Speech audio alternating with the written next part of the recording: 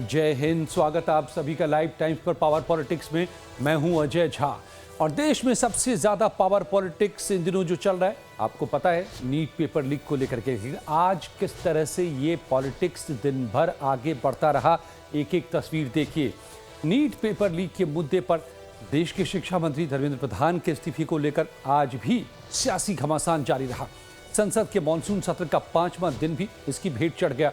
विपक्ष के शोर शराबे के बीच आज भी संसद नहीं चली। हंगामे के कारण लोकसभा की कार्यवाही सोमवार तक के लिए स्थगित कर दी गई। हालांकि सरकार ने कहा कि पेपर लीक और युवाओं के मुद्दे और दिल्ली में लाठीचार्ज पर वो आज ही संसद में चर्चा शुरू करने को तैयार है। लेकिन समूचा विपक्ष केंद्रीय शिक्षा मंत्री धर्मेंद्र प्रधान के इस्तीफे पर अड़ गया है। विपक्ष ने इस्तीफा दो प्रधान के बैनर के साथ संसद के बाहर, जबकि मोदी सरकार इस मुद्दे पर विपक्ष के आगे झुकने को तैयार नहीं है। तो संसद के भीतर और बाहर विपक्ष का हंगामा चलता रहा और मोदी सरकार अपनी बात पर कायम है कि वो तमाम उपाय करेगी सरकार, जिससे पेपर लीक न हो, परीक्षा की व्यवस्था दुरुस्त हो। लेकिन शिक्षा मंत्री के इस्तीफे को लेकर अब तक सरकार झुकने को तैयार नहीं है। लोकसभा में नेता प्रतिपक्ष राहुल गांधी अपनी 3 मांगों पर इस बीच कायम है। पहली मांग है कि केंद्रीय शिक्षा मंत्री धर्मेंद्र प्रधान अपने पद से इस्तीफा दें। दूसरी मांग है कि छात्रों की पिटाई करने वाले सुरक्षा बलों के खिलाफ कड़ी कार्रवाई की जाए। और तीसरी मांग है कि प्रधानमंत्री नरेंद्र मोदी देश भर के छात्रों से माफी मांगे। जबकि सरकार कह रही है कि सरकार सदन में चर्चा के लिए तैयार तो है, पेपर लीक पर सख्त कानून भी बना रही है सरकार, और इस मुद्दे पर पीएम संवेदनशील भी है। आज भी कैबिनेट के में फैसला लिया गया कि कड़े कानून बनाए जाएंगे। दोषियों को जल्द सजा दिलाने के लिए फास्ट ट्रैक कोर्ट का गठन भी सरकार कर रही है। तो पक्ष विपक्ष के इन मांगों और दलीलों को लेकर संसद के भीतर से बाहर तक आज फिर जमकर मोर्चेबंदी चलती रही। विपक्षी सांसदों ने हाथों में बैनर लेकर के प्रदर्शन किया। विपक्षी दल केंद्रीय शिक्षा मंत्री और धर्मेंद्र प्रधान के इस्तीफे पर अड़ गए। विपक्ष का कहना है कि या तो प्रधान इस्तीफा दें या फिर पीएम मोदी उन्हें कैबिनेट से बर्खास्त करें, तभी संसद में नीट पेपर लीक पर चर्चा होगी। दूसरी तस्वीर संसद के अंदर की है। यहां पर राहुल गांधी ने आरोप लगाया कि उन्हें बोलने नहीं दिया गया। इस बीच संसद के अंदर इस्तीफा दो प्रधान की गूंज सुनाई दी। तीसरी तस्वीर है वांगचुक की, जिन्होंने अपनी भूख हड़ताल खत्म कर दी। अंतिम और चौथी तस्वीर में आप देख सकते हैं दिल्ली के कॉन्स्टिट्यूशन क्लब की, जहां पर सीजेपी प्रतिनिधिमंडल की सरकार के साथ बैठक हुई। केंद्रीय स्वास्थ्य मंत्री जेपी नड्डा की अगुवाई में हुई बैठक में नीट पेपर लीक सहित कई मुद्दों पर बातचीत हुई। इस बीच पक्ष विपक्ष के बीच सारा पेच इस पर फंसा है कि पहले इस्तीफा या फिर पहले चर्चा। सरकार इस मुद्दे पर संसद में चर्चा कराने को तैयार है, लेकिन विपक्ष पहले शिक्षा मंत्री धर्मेंद्र प्रधान के इस्तीफे पर अड़ा हुआ है। Pradhan is a criminal education minister. He has to be removed. He is a symbol of the collapse of our education system. He has to go.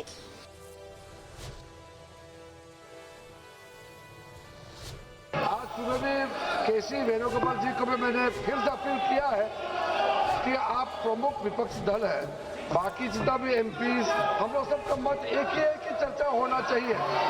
तो नीट एग्जाम पे प्रधानमंत्री जी ने देश को आश्वासन दिया और जो प्रमुख एक्टिविस्ट जिन्होंने भूख हड़ताल किया, सोनम वांगचुक जी ने भी अपना अनशन तोड़ा है और चर्चा के लिए उन्होंने भी मांग किया है। तो फिर देश के सामने में अब हम चर्चा नहीं करके बहाना बनाएंगे तो ये अच्छा संदेश नहीं जाएगा। तो आज के इस घमासान के बीच लोकसभा में नेता प्रतिपक्ष राहुल गांधी ने एक बार फिर लोकसभा में उन्हें बोलने से रोकने का भी बड़ा आरोप लगाया। राहुल ने कहा कि सदन में बोलते नहीं उन्हें दिया जा रहा है, उनकी माइक को बंद कर दिया गया। सुनिए। नॉर्मल प्रोटोकॉल होता है कि अगर कोई किसी का नाम लेता है तो फिर उसको रिस्पॉन्स दिया जाता है। तो हमसे कहा कि हमें चर्चा करनी है। जब मैं उसका जवाब देना चाह रहा था, फिर मुझसे माइक ले लिया, मुझे अपॉर्चुनिटी नहीं दी। मगर मैं क्लियरली कहना चाहता हूं, जो ऑपोजिशन का स्टांस है, 3 मांगे हैं स्टूडेंट्स की। पहली मांग, corrupt education minister has to go. Second, जिन लोगों ने स्टूडेंट्स पे आक्रमण किया, मारा, उन पर action, accountability. Or third, that Prime Minister should apologize to the students. तो विपक्ष के इन आरोपों और सियासी घमासान के बीच केंद्र सरकार ने आज एक बड़ा संदेश भी देने की कोशिश की।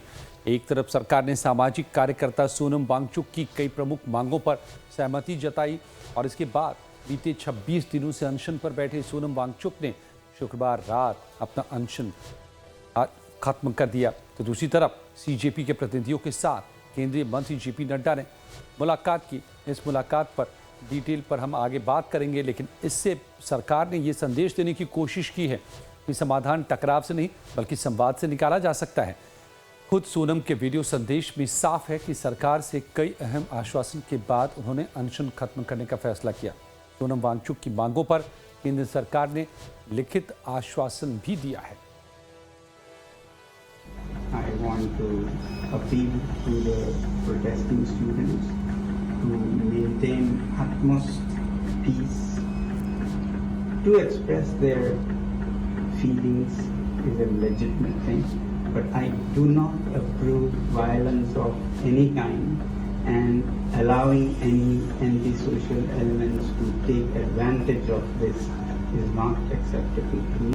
So with that being fulfilled, I'm grateful and I'll be happy to break my fast. अब राजनीति के जानकार मानते हैं कि वांगचुक का आंदोलन शांत होने से सरकार को सकारात्मक संदेश देने का मौका मिला है।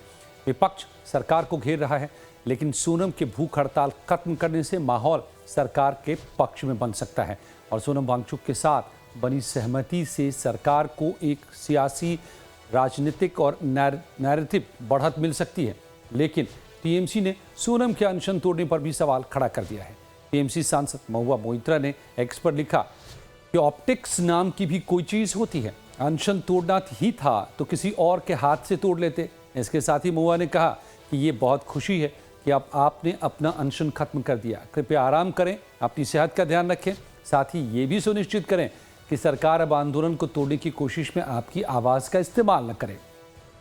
और यही नहीं, अखिलेश यादव ने भी तंज किया। अखिलेश यादव ने सोशल मीडिया पर तंज करते हुए सरकार को निशाने पर लिया। लिखा कि जब बीमारी रूट में है तो फिर फ्रूट में इलाज से कोई नहीं मानने वाला। देश में हर समस्या की एक ही जड़ है, वो गई अड़ है। नाम तो सुना होगा BJP, no fast track, BJP go back, no more BJP, नहीं चाहिए भाजपा। तो ये अखिलेश का आज का प्रहार था। हर रोज विपक्ष के तमाम दल लगातार सरकार पर हमलावर हैं, लेकिन इन सबके बीच आज विपक्ष के इन हमलों पर पलटवार किया बीजेपी के सहयोगी निषाद पार्टी प्रमुख संजय निषाद ने। यूपी में मंत्री निषाद ने कहा कि जिस पार्टी को जनता ने सदन से हटाकर सड़क पर ला दिया है तो वो सड़क पर ही रहेंगे। सड़क पर कौन सी आवाज होगी? पोस्टरबाजी, बयानबाजी, एसी पीसी यही है और क्या। सुनिए।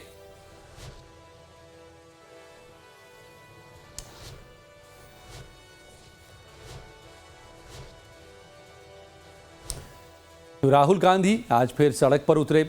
इस सबके बीच असल में 20 जुलाई को दिल्ली विश्वविद्यालय के छात्र साहिल पर जो चलो संसद मार्च में शामिल थे, कथित तौर पर रैपिड एक्शन फोर्स के पैलेट गन की जद में आ गया, जिससे उसकी आंख की रोशनी को खतरा बताया जा रहा है। आज राहुल गांधी ने जनपद पर साहिल से मुलाकात कर सरकार से कार्रवाई की मांग की, जिसके बाद सीआरपीएफ ने इस मामले में रैपिड एक्शन फोर्स की भूमिका की जांच शुरू करने का आश्वासन दिया है। सोशल मीडिया पर सामने आई वीडियो में आरएएफ जवानों को लाठीचार्ज और हथियारों के इस्तेमाल करते भी देखा गया था। अब तक कम से कम 2 छात्रों को पैलेट चोटों के साथ अस्पताल में भर्ती कराया गया है। हालांकि दिल्ली पुलिस ने कहा है कि उसके पास पैलेट गन नहीं है और इस बारे में रिपोर्ट्स को दिल्ली पुलिस ने भ्रामक भी बताया था। तो सुनिए, आज जब राहुल गांधी इन छात्रों के साथ सड़क पर मिले, जनपद पर मिले, तो क्या कहा। इसको कहते हैं पैलेट गन, इसको कहते हैं पैलेट गन, ठीक है। और इनकी आंख डैमेज हो गई है, इनकी आंख से इनको दिखाई नहीं दे रहा है। ऐसे हजारों युवाओं पर पेलेट गन चलाई गई है, लाठी चलाई गई है, मारा गया है, पीटा गया है। और ये क्या कर रहे हैं?